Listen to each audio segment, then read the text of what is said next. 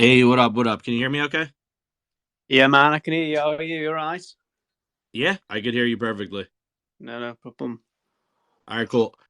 Give me like a minute. I'm just gonna mute, take a quick sip of water, and then I'll do the intro. And we'll, get everything started unless you have like any questions, or anything you want to address beforehand.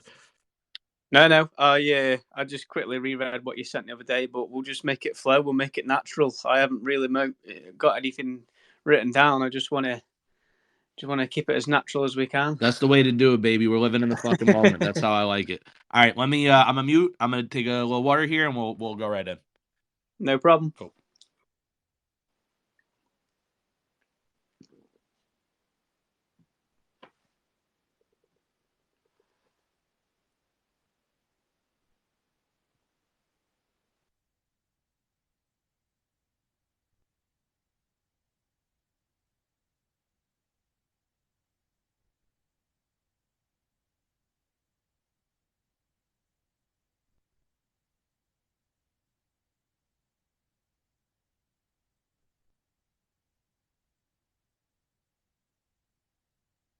Welcome to the Talking About Life podcast. I am your host, Ian Lepkowski. On Twitter, I am at KOWSKY_ETH, as in the first three letters in Ethereum. My ENS is Kowski.eth. Today, we always start the show by thanking God and the universe and source, or however you want to call it, for providing whatever magic brings these guests to the show, gets them to say yes, gets them to share their life lessons with us, their positivity, their passions, and share their journey. Obviously, we also thank the guest. Today, we want to thank Lost Boy Tim for coming on the show and agreeing to talk to us and let everybody listen. Not everyone's comfortable with that, but Lost Boy Tim is today. So we appreciate Lost Boy Tim for that. His Twitter handle is at LostBoyTim_NFT. That is LostBoyTim_NFT. That's Lost Boy Tim. His Twitter bio reads, "It's fun," or art. It's a little art emoji, goes art, it's fun. Then there's a computer and it goes Web3 enthusiast. Then it's a little coffee and it's Mugley's drinks. And then we got Disney 90s baby, which I am also a Disney 90s baby. So what up, Disney fucking 90s babies in the house, motherfucking represent. But Tim, if you want to give a little bit more explanation, introduce yourself beyond the bio. But how are you doing today, and how are you doing in general? I'm not too bad, mate. How the hell are you? I'm doing pretty fucking fabulous here. I'm just See, living life. I got a new baby. She's about, 3 months old. I'm going through the journey of being a new father. She'll technically be 3 months and 6 days. So, that's where I'm at. What about you? What's your kind of where you at in life right now? well, the funny thing is, I spent so much time changing my bio for this podcast because as soon as I saw you were going to read the bio, I thought, what actually defines me? And I mixed it up a little bit. I definitely threw in the Disney's 90s baby in there because that is currently my focus on life. As in, I am a Disney crazy, but it's just, I suppose, what drove me to the Web3 side. I'll talk about that a little bit later. But no, um, the name's Lost Boy Tim. So I've always been in the balance of finding myself, and I still am finding myself, which is why it's still Lost Boy Tim. But am I in a happy place? I'm definitely in my happy place right now. Um, I've got a lot of gratitude. I've got a lot of balance at the minute. But no, I'm happy, is all I'll say. Very happy. Well, I'm happy to hear you're happy because the show is about positivity and passion. I love to hear that you took the time to look at your bio and ask that question of what defines you. Everyone has a bio. Not everybody thinks so much about it. Some people don't remember when they made it, and then it's just there and they don't really care about it. If you're, trying to network, though, it is a good idea to have an updated bio that does represent you. So hopefully that helped you out that I asked and you kind of honed it down. That sounds like a positive thing to me. Now, going just, kind of through your bio here, you're talking about art. You got this project, Mugley's Drinks. I feel that's, what you're leading with here. That's your PFP. So I'm thinking, unless, you want to talk about Disney first or however you want to do it, but, whatever you want to jump in, and maybe we'll talk about this Mugley here.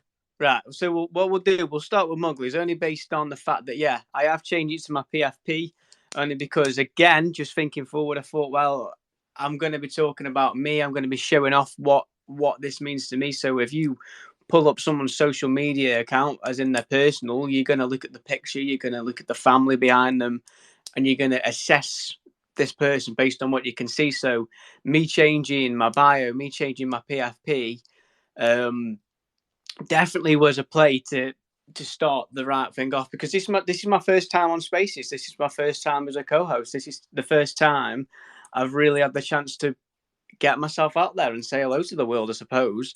But no, the Muglies drinks is my bridge from Web 2 to Web 3.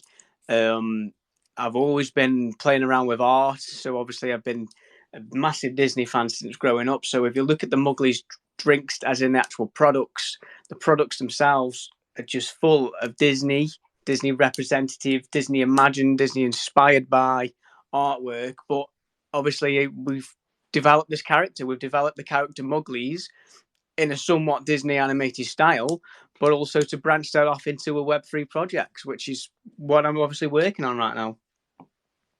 Now, question for you: do you have to like be careful about using Disney's name, or like how much, like it's Disney inspired, right? Like there's no affiliation. Like you guys make that clear. Like I don't want you getting any legal trouble or anything No, like no, that. no. So, bit of background story. My partner has actually got her own clothing business. She's been open since 2017 now.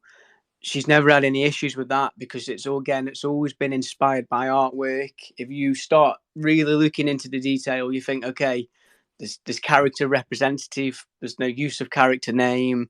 Um, a bit like we've got a Winnie the Pooh hot chocolate at the minute, and my partner's just got Winnie the Pooh inspired clothing. But if you look at it, we've just got honey pots, we've got bumblebees, we've got a signpost, we've got hearts. But it's all representative artwork. It's not direct. Now people do go direct. If you were to type in Mickey Mouse T-shirt, you'd probably see a knockoff, backyard sale of an image someone's taken straight off Google and thrown it onto a T-shirt. But that's not what we're about. It's me trying to put a spin on what I love, and I can't get out of that mindset of creating something that's brand new, but working on something that's inspired by. And that's why I'll always look at using the word inspired by, or imagined on, or represented. So yeah, no, you do have to be careful. Don't get me wrong. But I will be very publicly and say, look, it is Disney inspired. I'm not trying to hide that, but I'm also trying to, stay on the right side of that. Yeah, now it's funny you pick Winnie the Pooh as an example because I think Winnie the Pooh actually is the one that's the exception to the rule. I don't know, and I don't want to speak out of my depth, but I don't know if you heard about this. Like Yeah, they yeah, they yeah. came out with a fucking Winnie the Pooh horror movie because I think their copyright, if that's what the right term is, expired. Like they're only for a certain period of time, and it's not like forever or eternity. And then once that's up, like anyone could use it and it's like free public use. So I think you can do whatever the fuck you want with Winnie the Pooh now. You could make him a serial killer like the movie. You could go on with the positive thing. You could make him a plumber and put him in a Mario type world as long as you don't, copy their IP. But, I don't know, right? Like, did you hear about that? Do you know more than I know about that or about what I know? Yeah, so it's Winnie the Pooh as a bear or as a character, so as in like based on what the original books were. Winnie the Pooh's basically gone into the public domain, so you can use the name openly, Winnie the Pooh, and you can put a bear, as you say, in an outfit. Um, but you've just got to look at the IP that Disney own of Winnie the Pooh, as we know, in a red crop top. You can't directly use that side of Winnie the Pooh, but can you create a character called Winnie the Pooh who's yellow with a red hat instead of a red crop top? Well, yeah, apparently you can. Apparently, there's as soon as it hits public domain, it's a different story. But Disney have still got that IP over their character based on the looks and how their character acts and behaves. But again, that's why that movie that is about Winnie the Pooh being a serial killer isn't the same looking character we see in the Disney movies. Now, there's also a character in there still called Piglet with it within the horror movie. So again, they've still branched out on the characters, but because it's part of public domain and they've changed the way the character looks and the character isn't the lovable little pig. It's actual serial killer. But yeah, so when it goes to public domain, it's a bit of a different story. Right. And I think Piglet, I don't know if you could copy because Piglet's a term, right? Piglet's a baby pig. So like there's things you can't copy, but and this is funny too. We bring this up. I didn't know this was a thing. I bought a box or my wife bought a box of frosted flakes and it's great value frosted flakes, but it's not the fucking more than good, you're great, Tony the Tiger, bro. It's literally just frosted flakes. And I'm like, is that fucking legal? And I think it is because Frosted Flakes it's a description of what they are. So I think I don't know. I was surprised the box existed and got into our house. I was like, "Where's Tony? It's a fucking polar bear." But yeah. So I guess it's if it's a broad enough term like piglet, you could use it. Now let me ask you this: Are you doing the art for the mugs, or who's doing the art? Like who created these images?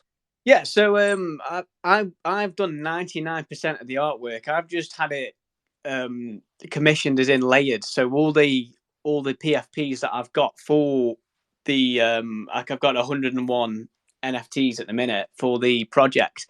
The only thing I've not done myself is have them layered. But no, I've been very much hands on with every aspect of the project. That's why it's a small project, because it's just me and it's just what I want to put my time into.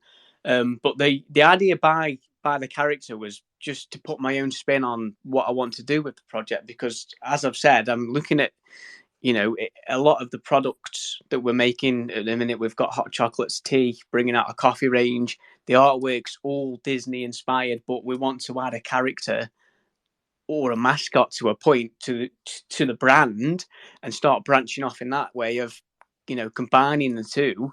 But with the designs on the actual products, as in if you look at the what we've got, I've got a few on the feed. We've got the hot chocolates, which has got the Mickey Mouse inspired artwork, Winnie the Pooh inspired artwork, Disney villains inspired artwork. A lot of that have actually been pulled from old designs or existing designs from my partner's business. So what she's got embroidered onto clothes or printed onto clothes, they're all her original designs.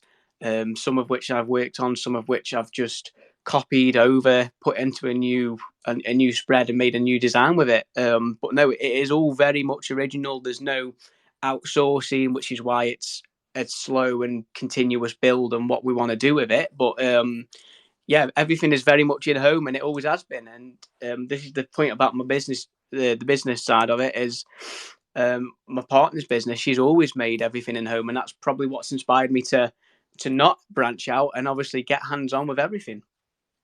I love it. I love the hands-on aspect. You're the creator. You're doing a lot of everything yourself. At some point, you might have to like if it gets too big, get some people in. But that's what you do when you're a founder, man. You wear 100 different hats, so you're taking the right approach, I think. Now we're kind of going broad to specific here, which is, I mean, the way to do it. But like, I think we're at the point like, what is Mugly? Like, you know what I mean? Like, what is there like utility? Like, what's the project? Like, what's the mint? What's the price? Like, what is all the kind of consumer like relevant details about your project? Right. Well, it's one of them where everyone loves a story. So obviously, I've grown up with Disney, so I'm surrounded by stories. I'm surrounded by this would not make sense in a real life situation, but this is what's going on. Um, so let me just start with. So I started Mugglies as a brand. I started Mugglies for tea, a very typically British thing to do, but it was a tea brand. And if you look at if I could show you the original artwork, which I've still got Wait, now, just to for just to clarify, it was a T brand before it was an NFT brand, right? that's exactly what it was. It I'm was sorry, just bro. I got to make the dad jokes. I'm a recent father. I told you I can't. It's corny. I hope it hurt. it was missing the first two letters, and I thought that's what really needed to bring it live. The NFT side, not just the T side. So no, it was a tea project because I am a sucker for tea. I will wake up with a cup of tea, go to bed with a cup of tea. Yeah. So it was one of them where it was to find a quality supplier and create this quality brand, but it just didn't feel like me when I was designing the packaging. It was a bit bland. So that's when I spoke to my partner. I says, "Luke, can I start using some old projects, some old artwork to create another sector?" So that's when I moved on to hot chocolate, which was called Magic Cocoa, because obviously we're trying to use the old Disney inspired. So instead of referring to it as hot chocolate, I'll refer to it as Magic Cocoa. And that's when it really got driven by, the actual art and the branding side became a bit more clearer. That I didn't want it to be this boring tea brand that I'd started by creating. And that's when I started to look at, okay, something's missing because I was using or sharing artwork with my partner. So she was making it onto her clothing, and I was obviously bringing it over to my side of what I wanted to do with it. And that's why I decided to create this character. Um, the character himself is called Mugglies, but what I've now done is created a story um, about how Mugglies he's got a dad. His dad's a professor. His dad created what is basically the virtual version of Mugglies and Mugglies World and this planet that doesn't actually exist. But no, I've created this submersive story. So the professor's been kidnapped or the professor's gone into hiding. That's not actually been revealed. So I'm not going to tell you which one it is, but all you've got to do at the minute is claim one of these Mugglies companions, claim a passport, which will be both be a free mint. And we've got some locations for you to visit with your companion, with your passport. And again, those locations are going to be like a Disney themed Mugglyverse. It's a combination of everything. It's a story that does not make sense in real life, but when you look at it, it's all animation, it's all drawn, and it has been very fun. And that's why my bio, the first thing in my bio says it's fun, because that's what's driving me now. It's become a fun thing to do. Now, are these physical locations or these metaverse locations? Like, do you go to like I don't know, like there's like coffee shops you have contracts with or tea shops and you get like a free cup of tea, or it's like a metaverse thing, or like what exactly do you mean by that?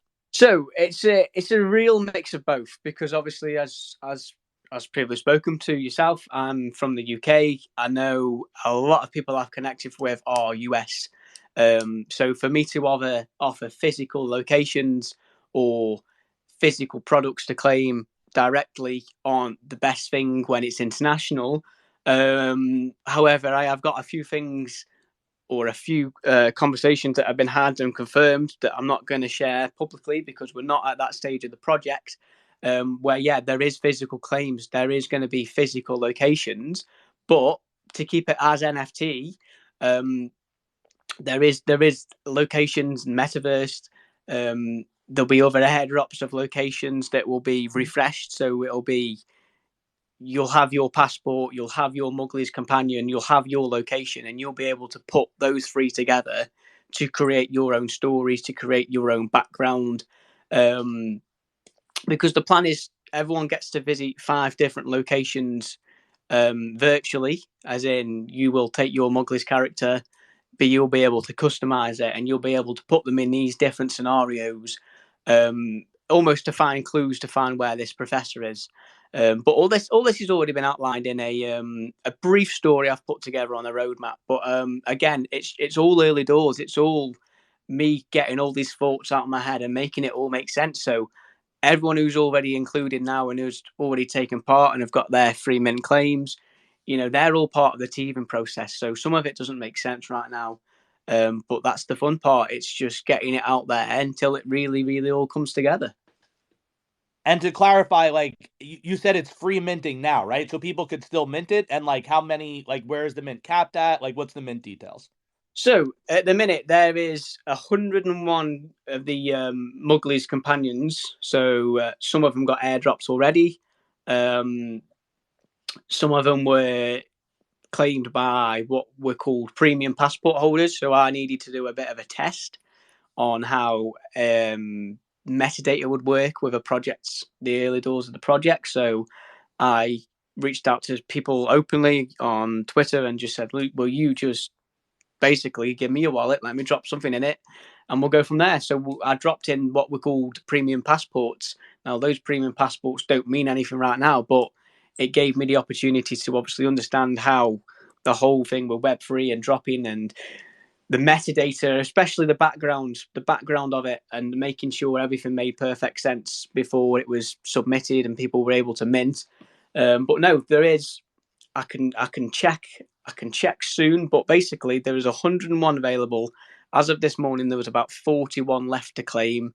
But it is a free mint and it closes on the 28th of March. So there's the rest of March for people to get involved. But even after then, whatever is left over will just be dropped to my own wallet. So they're not going to get lost. So there's always going to be 101 companions. Each companion will need a passport. So there will be 101 passports, um, each with different rarities. So there'll be premium and a gold passport. So what you'll do is you'll get your Muggler's companion. They'll get a passport. That passport allows you to visit a location. Now, if you've got a premium passport and you don't like your location, obviously these aren't physical locations, they're virtual. If you don't like your virtual location, you'll be able to refresh it with your premium passport once. But if someone's got a golden passport, they'll be able to visit any location. But again, those locations mixed with your companion are going to give you a bit of utility. There's always a fun side to it. There's always going to be some sort of physical claim.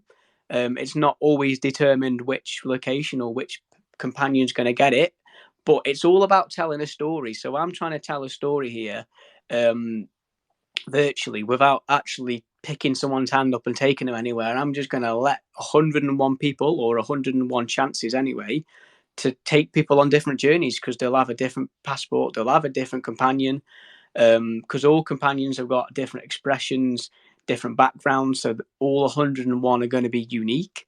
And there'll be, I think I've capped out at 50 different locations at the minute, so everyone's going to have a different story. Ultimately, we're going to be finding the professor. That's what this is what it was all about. Um, but again, they are going to be Disney inspired locations. So I have made a Mugglies land, just like Disneyland. And that is going to be a fun location to explore if anyone ever has the chance to. And again, that's a metaverse location. Yeah, so that's going to be a metaverse location. It's not going to be um, physical, except from it could be in the in the very distant future if all goes well. But no, it's all about artwork. It's all about the artwork. It's all going to be within animation. So um, the reason why there's going to be so many different NFTs, so you've got to have this, this, and this, which will all be free mints, is to bring it all together to create this animated um, sort of GIF. Some of them will be videos. Um, but the way I've been able to figure it all out is just by having people just openly being able to drop stuff in their wallets, and just having a play with it. So again, it's fun. It's all been a fun process so far, and obviously, it's very early doors. I'm not promoting it much. I'm not, speaking to bloggers or influencers because I don't want to promise too much too early. That's why it's only 101, because it's meant to be a fun project. It's meant to be something that I want to just work on long term, um, and combine my own little world of Mugglies with my love for Disney, I suppose. Yeah, I love it. I love the idea of the project. I love that you have a story. It's a storytelling NFT that's big in the NFT world. You're passionate about the art. You have an idea of where it could go in the far future. You have short-term goals. So I think it sounds cool and interesting. I definitely want to check it out. I mean, if it's still minting free, if people didn't hear this and fucking clear them all out, I think I'm gonna check it out after this, see if I could cop one. Because it sounds like legit, and I know there's some US stuff, some not, but it could grow over time. So, I'm kind of excited about that, especially for a free mint. Now, you've answered every question I've asked so far rather well. You don't really sound like you're someone who's lost. You sound like kind of you know where you're going, but you are Lost Boy Tim. So, like, why are you lost? Why are you the Lost Boy Tim? I see. That's a good question because I feel like it's the confidence of So I'm talking about something I've got a passion for right now when I'm trying to surround myself within Twitter. So I've capped on this year. So last year I wasn't big on what I was trying to do. It was all working in the background. But now I've got to a stage with this project, but also with my actual Lost Boy Tim Twitter, to grow them both. So I'm slowly surrounding myself with people I want to be around, but and people who understand me because I haven't got really many friends in real life, or if anyone I could name that understands what I'm talking about right now. Whereas someone like yourself, you're listening to what I'm saying and you're going, actually, yeah, that makes perfect sense. It's all a load of mumble jumble, but no, it absolutely makes sense. Um, I've really struggled to find So I made my Twitter originally probably I don't know. I want to say at the start of 2022, maybe the end of 21. And that's when I really felt lost. I really felt I didn't know where I wanted to go in life. I really didn't know what my next step was going to be. Um, I wanted to have fun with something that made sense to me, was probably going to be profitable. So it's not all about, it's not just a project on the side. It's a full time vibe. It's something that you can get into. As I said, my partner, she's got her own business. She's always been self sufficient, and I see her as a role model. I really do. I don't think she understands that, but she's worked hard for what she's got. She was able to take it on full time quite early on, and she now has got this business which is growing. And I'm looking at her and I'm thinking she knows where she wants to be because she's so excited. And I was just looking around. I thought, what do I want to do? What do I want to be? What legacy can I leave behind if ever I need to? And that's why it's Lost Boy Tim, because I felt so lost for so long, just trying to find who I really was, I suppose, deep inside. So would it be fair to say that at the beginning of your journey you were like particularly lost or more lost compared to where you are now? And now it even sounds like you still feel like you're a little bit lost finding your way. But I would say, you don't sound so lost now to me. Maybe you feel like that, like you said, because you're spitting out, what's on your mind and people aren't really reflecting it back to you. So it's like maybe it causes confusion. But yeah, I hope talking to me, like, I've talked to a bunch of people. I've talked about a bunch of projects. I also do earlier today I do like a gaming weekly not podcast, forum Twitter space where I'm like one of the co-hosts instead of the host, and people talk about their project. So I've had kind of like a lot of different people in my ear about this, and yours makes sense. You never know how big or small something's going to go or if it's going to fail or succeed, but sometimes you ask questions and people can't even answer them, and you're kind of like, all right, I don't know, how long term this is, but you're gonna have to, I'm not gonna be the only one to ask you this question. You're gonna need answers. So you've yet to be stumped by a question I've asked you. I don't think you sound lost. So my way I would say it is, you started lost, but you're rapidly finding your way here. Would that be fair to say? Yeah, no, that's absolutely hitting the nail on the head there, and I suppose that's why I've looked at shifting my posts on Twitter, as in on this one, really, just to start that motivation. So um, I think it was probably February 22. I actually minted. It was probably about 15 different NFTs. And what those NFTs were, they were called Lost Boy. And no, they were called Sadbox by Lost Boy. And what they were just 15 different NFTs to do with mental health.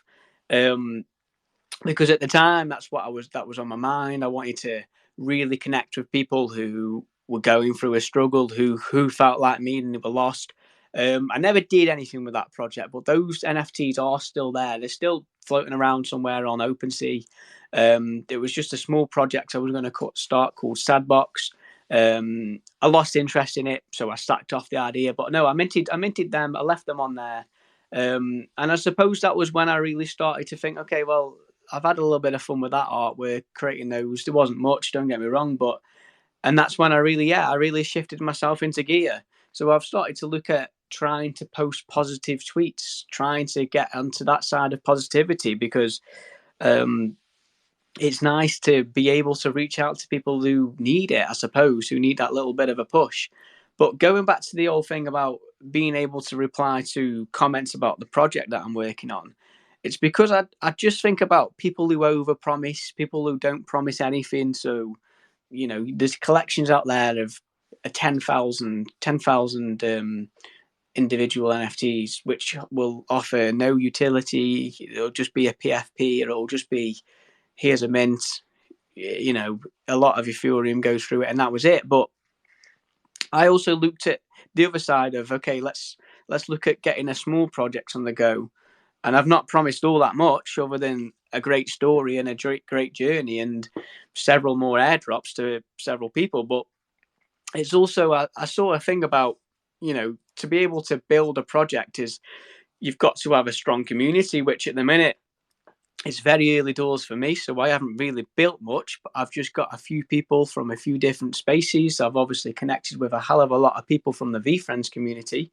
Another one is funds to support the project. So obviously, people can't overpromise and hope that it's going to blow. So if you don't go to a $1,500 price tag and it's part of your roadmap that that was going to happen and you're stuck at $100, then your funds aren't going to be where they are. So at the minute, I haven't really put much effort into just self-sourcing as much as I can.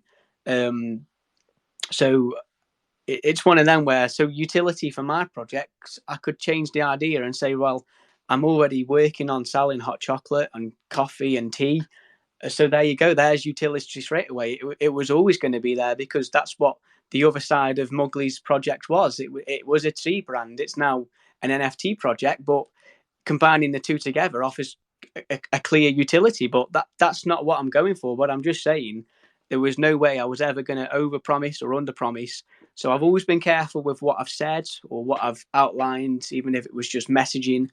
But no, I think that's why I don't struggle because I wouldn't say over evaluate, but I have to evaluate things and make sure I know what I'm saying and make sure it makes sense to me before I let someone else, really take it on. Yeah, and I think it's interesting this juxtaposition between like Lost Boy Tim and the guy I'm talking to now who is Lost Boy Tim, who has all the answers and like very detailed and thorough answers. Let me ask another question on that though. So, like you're an artist, you're going for your dreams, you're going for your passion, like you're inspired, you're inspired by Disney, you're working in like, your childhood energy, which is like people always say like if you don't know what you want to do, ask yourself what did you want to do as a kid because that's when you were like your youest you, your truest self, or that's not maybe the answer for everybody, but that's like one way to find your passion. So you have that aspect in there, you have like the tea part of it, so it's like there's the kid aspect, there's the adult aspect, and also kids can drink tea, but usually more it's adults I think drink tea, but I'm just saying you have the fusion in there. My question out of this though is like I don't know if it's different in the UK. In America, like, I don't know, 90% of parents, if you're growing up and you're like doing art as a kid, they tell you, don't be a fucking artist, you idiot. Like, you need to be like a doctor or a lawyer or something. Art is for fools. You'll never make a career in art. Or, I don't know what percentage. My parents were definitely like that when I was drawing as a kid. And, I ended up like becoming an artist anyway, but it's not my primary career. But I eventually found the courage to go for it. So, how did you, and especially since you're saying you felt lost in the beginning, where did you find the courage? Did you have this opposition? Did you have like very supportive parents early in life? Like were they like, "Yeah, go for art. Fuck all those other people." Or did you have to overcome that? Like how did you get through what would have been a barrier for other people? Yeah, I think that's a good question. It's a very good mix of the two. No one ever really pushed me to do something, which was there's pros and cons behind that because I was always looking for someone to say, yeah, that's the right idea, especially when I was pre-teens, very early on, when you're at a choice in life of what you want to do or what you want to start doing. So what you want to learn at school, and how that's going to shape you for your further education and how that's going to let you progress into a career. So I was um, always into art growing up. So when I was a kid, I'd draw silly cartoons. I'd draw I'd draw worms, cartoon worms, a bit like the worms from the games of all things, with the big eyes, and it was always anything with big eyes. It Wait, grew. like Earthworm Jim? Is that one of your inspirations? You know who that is? Yeah, I do know who that is of all. I love that. But no, exactly like that. Um, it was always things with big eyes. I was always drawing things with big eyes. So if you look at one of the Mugglies characters, the one where he's happy, his eyes are massive, his eyes are wide open, and that's what I was always drawing as a kid. But that was probably 10 and below. And then so from being 10 onwards, I think I'd started wanting to be a chef. So I was going down that route of, okay, this is what I want to do. I want to be a chef. I wanted to get into, culinary school. But there was a family member in the background who was like, you can do better than this. You're acing at maths. You're learning a language. You could do something with that. So there was always the balance of do what you want, but you could do better in the back of my mindset. Um, And it wasn't. I don't think it was ever meant to come across negative, but it was a negative impact for me to think. Well, I wanted to do this. I wanted to train to be a chef. It was a passion. I've always had that passion for cooking because I suppose in a way it was allowing me to be creative.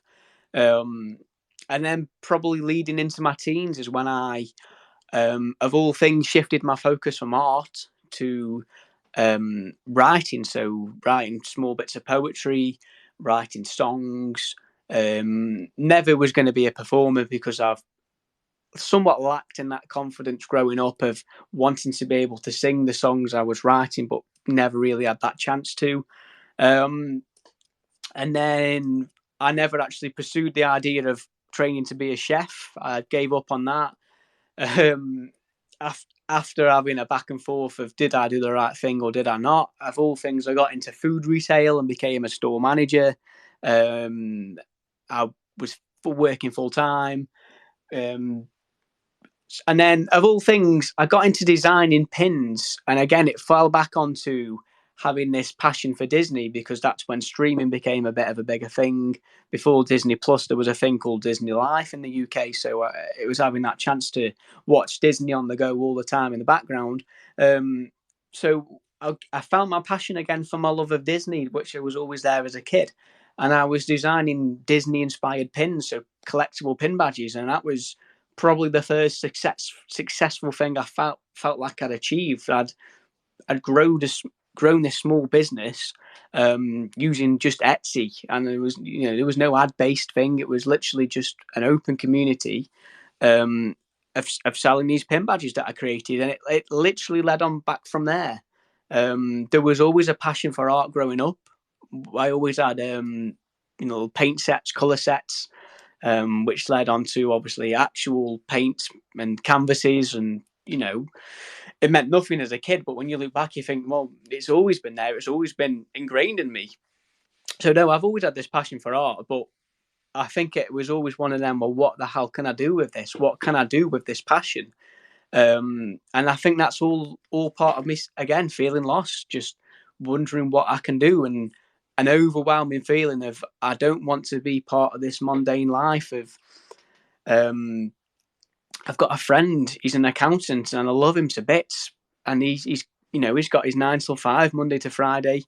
Um, but I take a step back and I think it seems so robotic to me. I didn't want that kind of lifestyle. I want to be able to have this freedom and have this lifestyle that I can do something with a passion with, and that's why I felt lost because it was always there that I don't want to be doing what I'd led myself to do, and it was that changing path that I've been trying to work on ever since. Yeah, I love to hear that. Now, you covered a lot there. Um, a question that I feel like ties into that, and you could tell me if I'm right or wrong, but you have a lot of beautiful creative spirit. You have a lot of passion. You have a lot of positivity. You have a lot of optimism. You kind of have this like visionary kind of quality to you, this like kind of fantasy mind. Now, you didn't include this in your answer before when I asked you, why are you Lost Boy Tim? But part of what I was thinking when I did ask that, if I could touch back on that for a moment, is you're talking so much about Disney and how you're inspired by Disney. And I'm thinking he must know this and must just not have said it. But the Lost Boys are the fucking, the gang, the fucking boys, bro, the fucking squad in Peter Pan. And, the Lost Boys are they decided they were never gonna grow up.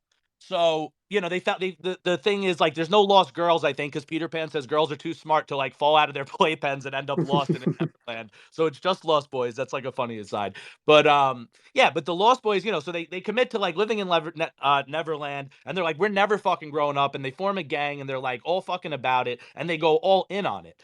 As a kid, I don't know if it was Peter Pan specifically, but I said the same fucking thing, bro. I said I'm never gonna fucking grow up. I solemnly swear that no matter what the fuck happens, I'm never growing up. Like I remember as a kid, there was all these cartoons, and it was always like the adults and the kids, and like the adults were like so fucking like out of touch with anything happy or fun or that had fucking color in it. Like, cartoons are super colorful, and then it like, at a certain age, it's like, no, now cartoons are for babies and you have to watch the news and black and white, read the newspaper. And I'm like, that, man. Like as a as a kid, I was like, I am never gonna grow up. So is part of your name and part of like all this passion that you had, like as a kid, did you make any sort of decision like I'm never fucking growing up? Or as an adult, did you kind of revert and be like, I grew up too much. I gotta get back to my roots, or am I totally overshooting this and you somehow coincidentally didn't notice it was like Lost Boys Neverland, even though you love Disney? Let me know.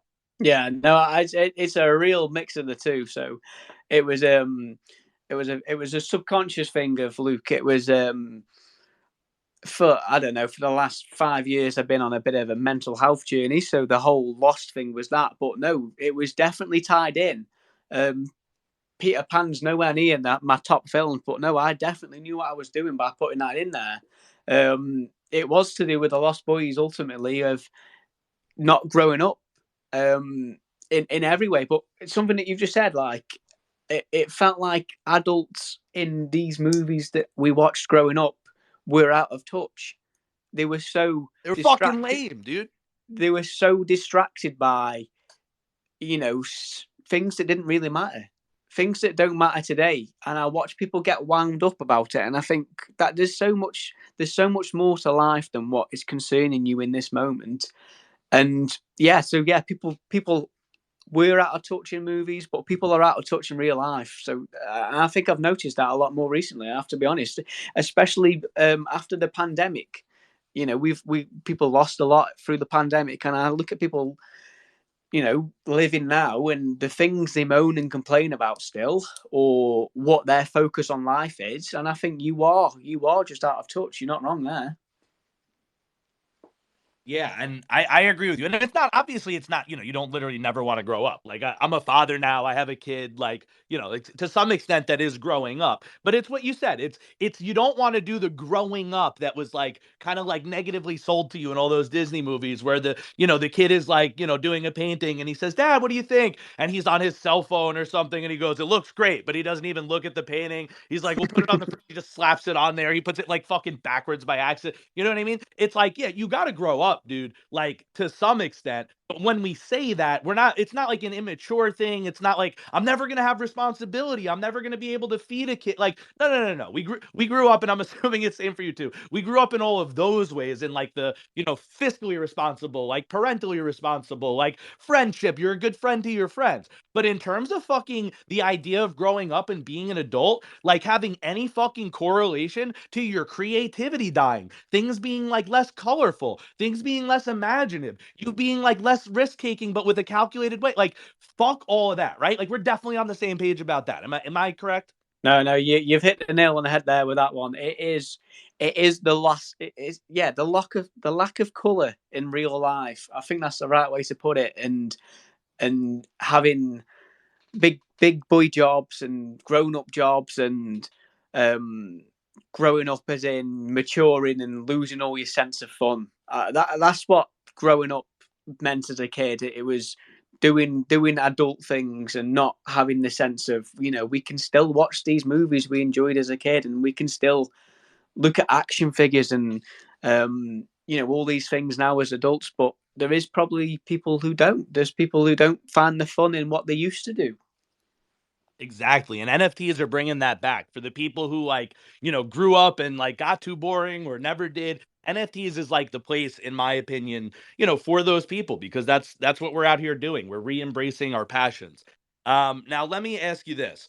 Is there anything that like in your life, like across this journey, like you've said you felt lost and like, you've been less confident and more confident. Is there something or like at any turning points where you achieved something where you were like, I don't know. I thought I would never be able to do this, but you went for it and you did it, and that kind of spurred you on, and catalyzed like the rest of your growth to a point where you were like, "Wow, I'm really surprised. I impressed myself, and now I have like a new confidence." Like, if you don't, it's okay. Well, I'll ask another. But I feel like it sounds like you do. Am I right? Yeah. No, it's come from the boring side of my life though, and that's what I want to call it as, because um, I've I've worked in food retail for like since I left school. Since I didn't know what I was doing, I got a part-time job in food retail, and worked my way up through the ranks and was a store manager. And now I was in charge of in charge of, I want to say 30 people in total. At the age of 21 was when I became a store manager. Now I was dealing with people from all walks of life, people, mostly older than me, by decades.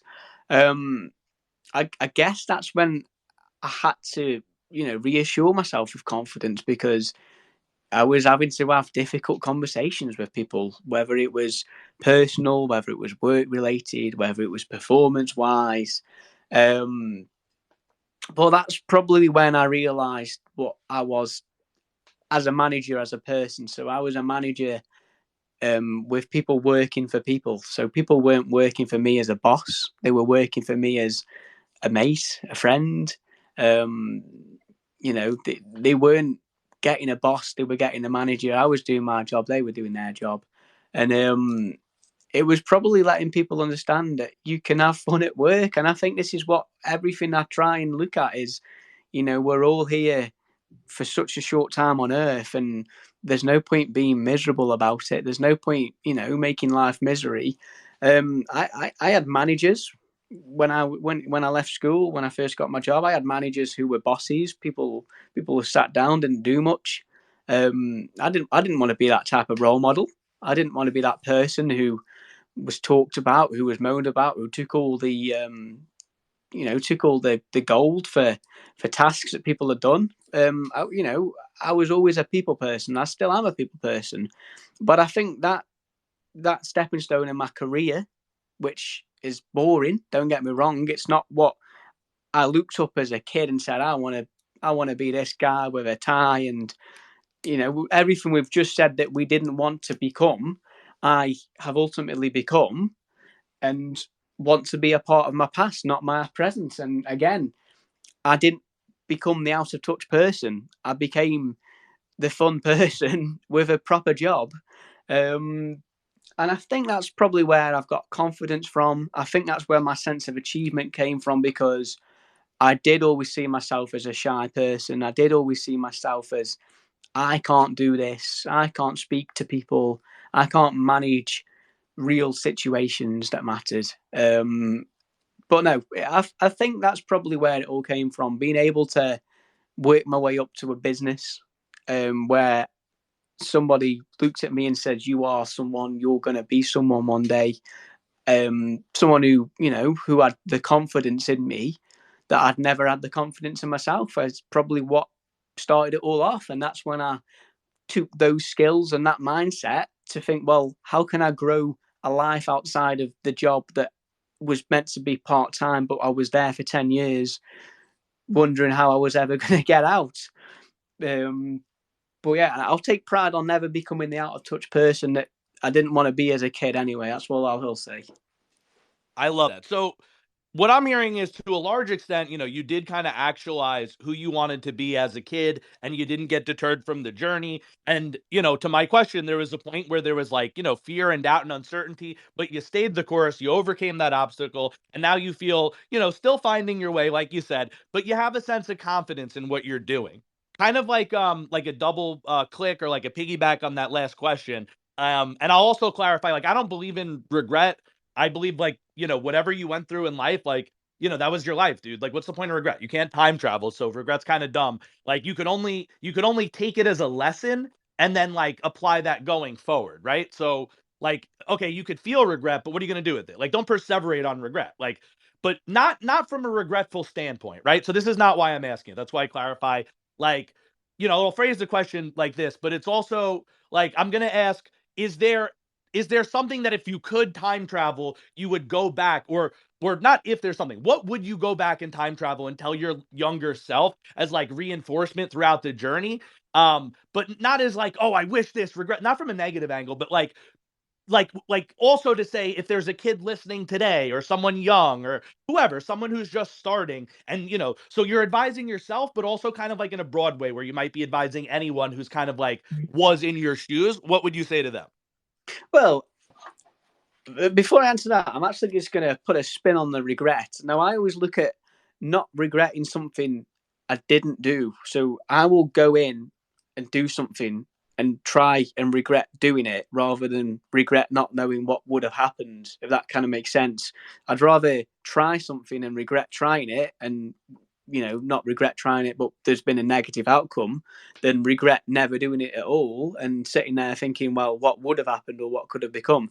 But regret in that sense is what I know it is. I know it's not what you're trying to say, Wait, but yeah, real quick. I meant it the same. You're very semantical in there, but I meant it the yeah, same way you meant it. Like if you do the thing and regret it after, to me, I just like it's just semantics. But to me, that's a lesson, not a regret. absolutely, yeah. So I agree with you. We're just saying it different. But go ahead. No, I think it's probably wasting a bit of time when I didn't realize I was wasting time because, um, as previously mentioned, I was training for 3 years to become a chef. Again, it had a bit of an artistic flair, and I was messing around with desserts more than anything. I even had a small cupcake company when I was 16 years old, making cupcakes, and it was all about the frosting. It was all about the decoration on top. The cakes could be the cake could have looked absolutely knackered and probably were burnt inside, but putting that frosting and icing and decoration on top. Um, After that, going to college for 3 years, doing catering and realizing it wasn't for me, those 3 years I don't take any value from.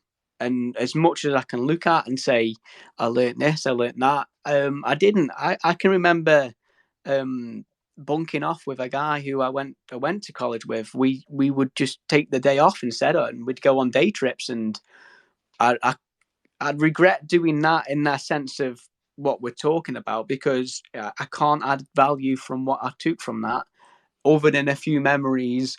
Um, but realizing that I probably shouldn't have taken catering because um, it was never for me in the end. It wasn't the lifestyle I wanted to live, but I just enjoyed cooking. So I wonder why I never just stayed on the path of making cupcakes and making that as a business because I gave that up so I could focus on college, but also the part time job. But other than that, there's not much I can look at and say I've not learned from. Um, I've had I've had my share of failed relationships. I've had my fair share of bad experiences. Um, and it was probably because of a failed relationship that I met my current partner who has absolutely changed my world. So again, I can't regret those because without those being a negative impact, I couldn't have had the positive impact. So yeah, that's it really on that.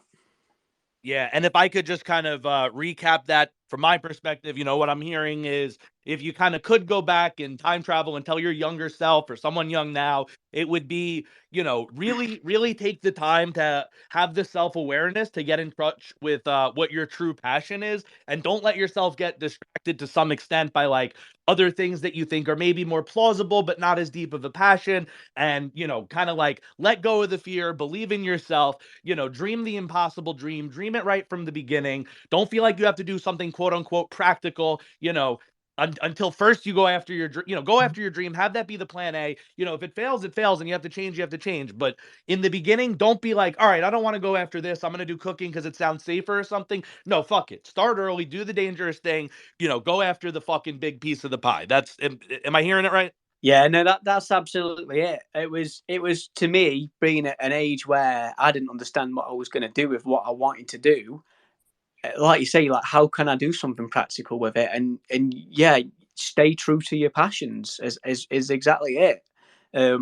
I very much shifted a course of what I wanted to be, what I wanted to do, and I lost my passion. I lost passion in what I was working on, what I was um, learning about when I was at college. There was no passion. You've hit the nail on the head there again. Fuck yeah, baby. And that's the message of the podcast, dude. So you're right on par for the course here because it's all about passion and positivity. I always tell people follow your passion, follow your intuition, be positive. That's the, short recipe for life. Obviously there's other steps in the middle, but like you follow those three, you'll be pretty fucking good. Now, Tim, I love everything you've said so far. I mentioned this when we were setting this up. But the last 10 minutes, if you like, reserve for like a highlighted sunshine self promotion. So I know you already talked about Mugly in your project. So you could either talk a little bit more about that if you want. I could just ask other questions. We could finish out the conversation another way. But if you'd like, I'd like to give you, the opportunity all guests have, which is like, if you want to direct people to the link. I don't know if you have like, a TikTok or like other socials that we didn't mention. You want to tell people, hey, follow me here, here, and here. If you're going to add a link tree to your bio within the next few days, you could say, look out for that. Or if you need help with that, I'll help you with that, or whatever you want to do. But do you want to give a little self shout out?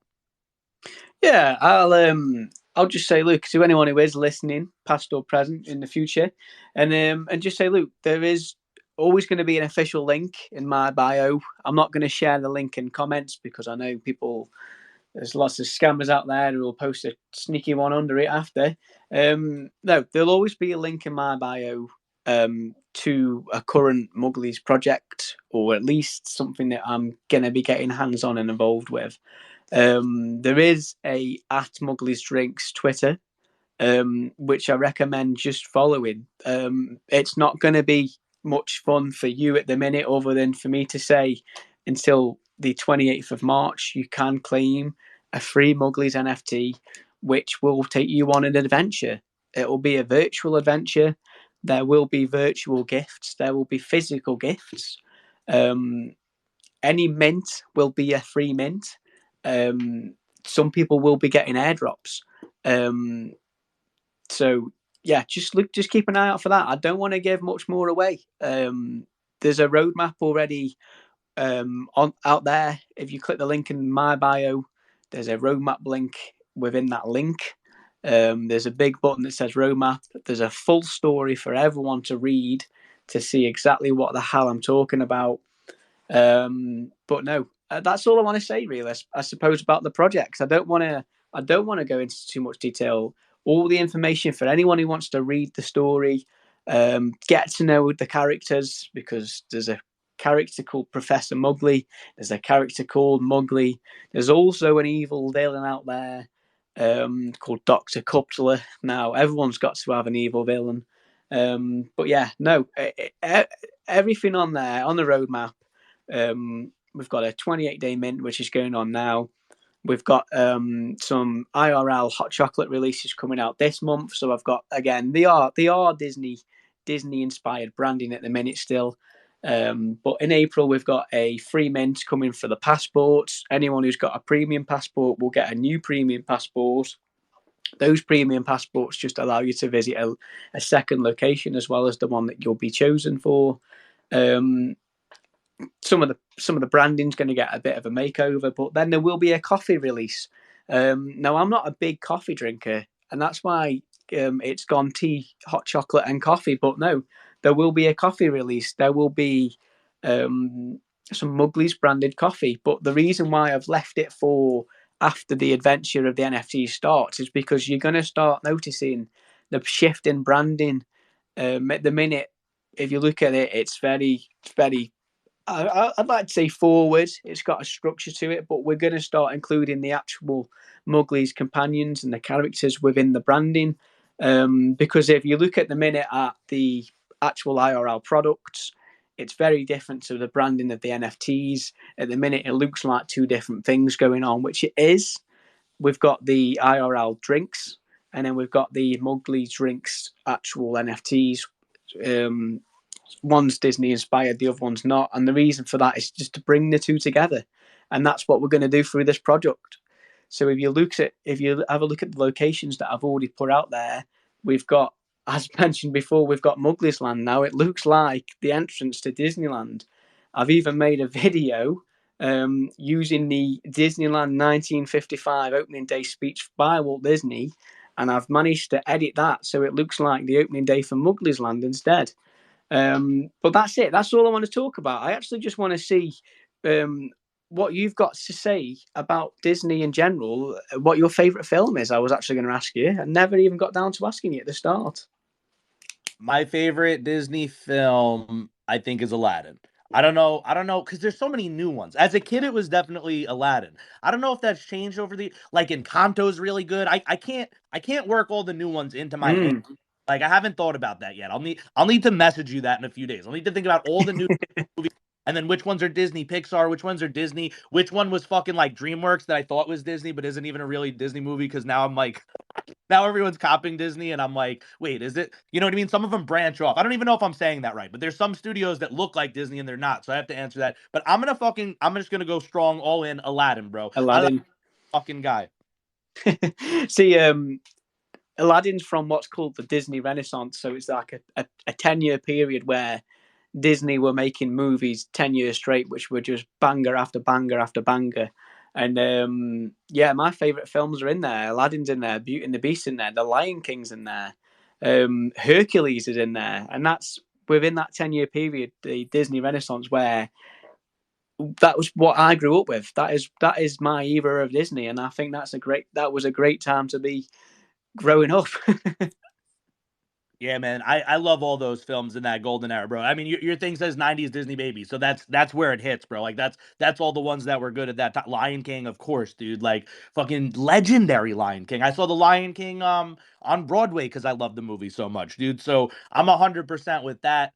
I love all the ones pretty much that came out. Sleeping Beauty, and like you were talking about Beauty and the Beast, and I was looking at your cups. I was thinking this before. But yeah, it reminds me of all those little cups and the fucking candle thing, the candle guy, the candlestick guy, I forget what his name is, and whatever, Pierre, like I don't know, but it reminds me of the little cups and like do your best, and all that shit. So it definitely has that vibe, that positivity, that spirit to it. We are in the last 2 minutes here, and I know I just gave you the mic, but I always just say sometimes people like have one last thing to say. So do you have one last mic drop, one sentence? And if not, you could be like, no, I'm totally good, and then I'll lead into the outro here, and we'll close out. I just want to say thank you for having me. Really, it's been a fun hour. It's good to talk to people. As I said, I haven't got any IRL people to talk to, so I really want to be big on Spaces. I really want to get to have these type of conversations more often with people. So thank you for the time. Well, we may be across the water, but if you're ever over here, I'm over there. I'll fucking hit you up in IRL. I'm a real motherfucker, bro. I'm IRL as it gets. If you meet me, I love talking to people. I love conversations. That's why I host a podcast talking about life because that really is my passion. Just hearing other people's stories, watching movies, books, stories like real ones, fictional ones, all that type of shit. Experience. I like to learn from others. If you can make 100 less mistakes if you learn from others' mistakes and not just like learn from your own. So I'm all about that. Just back to Echo again. The Twitter he said to follow for the project is at Mugley's Drinks. That's at MUGLYSDRINKS. It is a live mint throughout March, free mint. Link is in the bio, so don't be getting confused by anything like that. 101 pieces in the collection. They'll probably be going soon. You heard it here today. It's a free mint. You got the alpha. There's not that many of us in here, so we could probably all snag one if we like. I'm gonna definitely check it out after this closes out. Where could you fucking miss, man? You got tea, you got hot chocolate, you got coffee. So if you don't fucking like one of those, bro, like you must not like hot beverages. And you're world of your own. Most people like some sort of hot beverages. What do you do when everyone gets a coffee? You just get water? I mean, no judgment, dude. If you do, you do. But I'm just saying this is going to be appealing to most people in some way. Most people like some sort of hot beverage. So I'm going to check it out. I think you should check it out. I think there's a lot of positivity and passion behind it. It's not some like big project that's unmanageable with making all these promises. It's a smaller size, so it's like easier to stay on top of it. And Tim's going to fucking stay on top of this shit. I'm gonna return the thank you back to you, Tim. I always do that. We kind of close out how we close open in. So thank you for coming on. Thank you for sharing your lessons. The show is all about passion, positivity, and gratitude. I'm incredibly grateful that you're here on the show. I'm grateful to all the listeners here. So shout out Big BT, Dylan Ray, Thomas Mortash, Boana. We got Tatterine one here. We had a couple people. This guy Anu, I think, was in here before. So shout out to everybody, or if I miss somebody, shout out to y'all too. Appreciate you coming to the show. I'm always looking to provide value to the listeners. So if you have any feedback for me, I'm super fucking open to it. There's not really rules on the show. So if you want to, come on and say anything, on another episode or something, you want to be on the show, you want to send me a DM that says like, dude, I wish you would ask more questions about like this type of stuff. Like I love your show, but if it had this, I'd love it even more. Great, dude. Fucking that's my whole goal. I want you to love the show. Don't be a fucking stranger, man. Tell me whatever the fuck you're trying to tell me. Give me the feedback. I really appreciate it. I love it. I love you for it. Again, we thank God in the universe for whatever energy brings everyone here. Me, you, the guests. It lets all this shit happen. We got cell phones. We're on the internet. We're across the fucking ocean and we're talking in real time. Like my voice and your voice are being heard at the same time. Like we don't even think that's fucking magical anymore because we're fucking digital century people, bro. But if you show that to fucking someone in London in the fucking 1800s, bro, their head will fucking explode. That you're talking to someone in fucking America, which didn't even they barely knew about it back then. Yeah, that wouldn't make any sense, would it, to him? Exactly, bro. So, thank God in the world and technology and whatever for this fucking magic that, seems like taken for granted to us, but it's fucking magical. I'm talking to someone from all the way across the fucking ocean in real time, and it's 8 o'clock there and it's 3 o'clock here, and we're making it fucking work. So, thank you, gratitude for that. If you enjoyed the space, like, retweet, share, do that shit. Tell your fucking parents, your kids, your grandma, your cousins, whatever. If you didn't like it, bro, you don't have to do that. Fuck that. It's only if you liked it, I'd appreciate it. And that's it. The last message here is we always close out with the same thing. And it's a message from our friend Afakasi Brand, who runs the Barbershop Spaces on Twitter. And that message is if you haven't heard it today, you are loved. There's light and dark in the universe. But another way to see it is that even though there's two dualistic forces, there's somewhere where there's a oneness and everything comes together. And that oneness created the Big Bang in the universe. And we know that, love often creates big bangs, if you could see it that way. So love, creates life. And, not only are you loved, but you are the conscious force of love incarnate and in a human body. So you are love itself. You are that energy. All energy is one, and that one energy is love. And that's it, man. If you have men, women, everything, I mean, man is a gender thing, all genders, all people. If you have not heard it today, you are loved.